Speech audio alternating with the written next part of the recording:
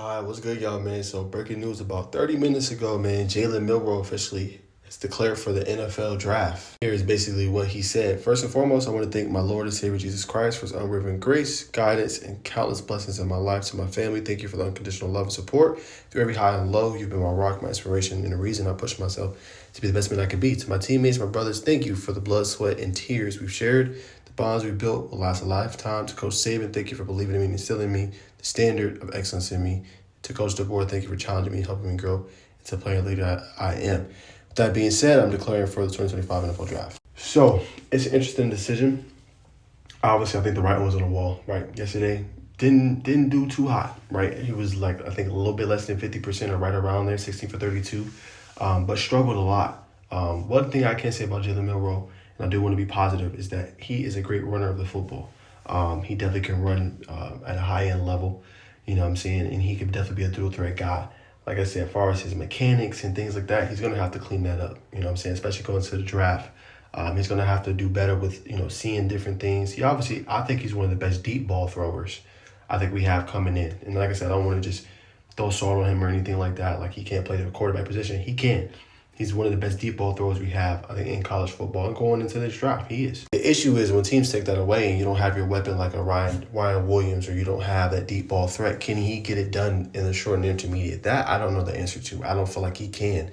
That's something he's going to have to work on, going forward. Like I said, 16 for 32. He's not the most accurate guy, and you got to be NFL at least 60, 65%, at least completing of your throws. So, going into the draft and looking at him, I would say definitely a developmental piece. I hope they still, the scouts will be like, well, you got to play a different position now since you're in the NFL. It's going to be interesting to see what they say.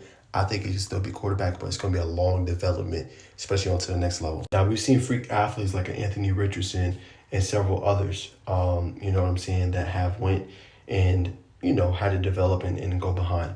Now, Lamar's situation is different. The part I understand with them is why they asked him to play a different position. He was like, no, I'm going in. Lamar was a Heisman Trophy winner, right? Lamar was a guy that pretty much incapacitated college football. When you thought of college football, when he was in there, Lamar was like one of the faces. Like you thought of him, Deshaun Watson, Trevor Lawrence, so many more, in that era or not too far around in that era. This is different because obviously when you thought of college football, you did think of Milroe, but Milroe hasn't taken that step forward, that leap, that you're looking for in terms of the quarterback position. So in terms of what he is, like I said, I think he's a developmental piece. I think it's going to take some years. I think he needs to go to a good system, a good coach, a good scheme, and something that's going to develop him, totally, because it's going to take time. NFL, it's a different speed. It's faster. It's going to be guys that can run with you.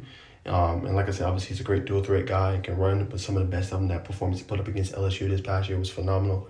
But the development is going to be his accuracy, seeing his reads better, short and intermediate accuracy, and just being able to go through all of his progressions and make the right read. Nonetheless, no hate on here, man. Want to wish him well onto his journey. Obviously, it's always fun and super cool to see these kids get to the next level, especially, going pro. So, hey, man, that's great for him. Super excited for him that he's able to go pro and make a name for himself and what he was able to do. But it's going to be interesting to see kind of how he continues to develop. What place will he go to? Freak athlete, great deep ball thrower of the football. But who's going to take that chance and that risk on Jalen Milroe? It's a risky draft. When you look outside of Shedeur Sanders and you look outside of Cam Ward, the other guys are risky. Carson Beck, that's a risky pick. I would not try to have him start day one. Jalen Milroe, risky pick. Again, guys I would develop, take some time with. Don't throw them out into the front or they could end their careers. I say end their careers, they could be like, moving around a lot or one and done. These guys, the Carson Becks, I throw in the conversation, the Jalen Milroes, they're going to have to get developed. The Dylan Gabriels, if he enters the draft, decided to come back, had a pretty good season, very accurate. Those guys are developmental guys, and sometimes you have that. I think that's what they have, developmental guy. But I wish Jalen Milroe the best. That's my reaction. That's my thoughts, man. Congrats to him on entering the NFL draft. Hope it all works out.